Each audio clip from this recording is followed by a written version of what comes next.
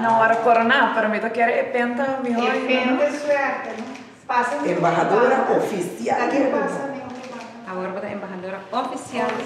Hi, meu nome é Anouk Eyman, mita é Miss Aruba Universo 2024. Me acaba de sair for de boa reunião com nosso primeiro-ministro Evelyn Weaver Cruz, junto com o ministro Roca Chong. E para mim é um honor para me portar sentar com os dois ministros aqui, conta na antiga de minha preparação. E também me aproveitar o momento para acercar nosso primeiro-ministro para formar parte de projeto que está cerca de meu coração. Maneira você sabe, meu nickname Iron Woman nasce desde como operar minha lomba. E também agora que não como também Miss Universe Aruba, tu ainda está chamando-me Iron Woman e me decidi Iron Woman tem 9 letras. E me quero acercar 9 gente mulher que me está inspirando, gente mulher local, forte, para formar parte. E não por conta da história, não por conta da posição onde está dentro do field of work, mas nos inspirar outra gente mulher também e a younger generation.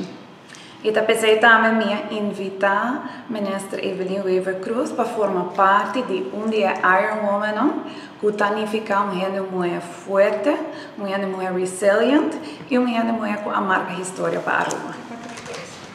Essa aqui está chal de Quibrahacha. Quibrahacha está em mata de Quibrahacha aqui na Aruba, que blui biata aia, então tem sua flora muito bonita.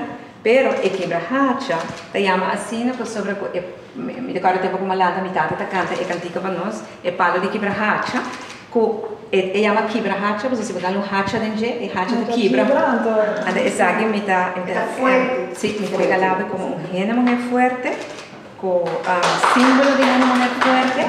E me espero que é por inspirava, me saca não só que se oficial na Aruba, pero a você deve ser chá. Sim, a mim deve ser oficial. Espera que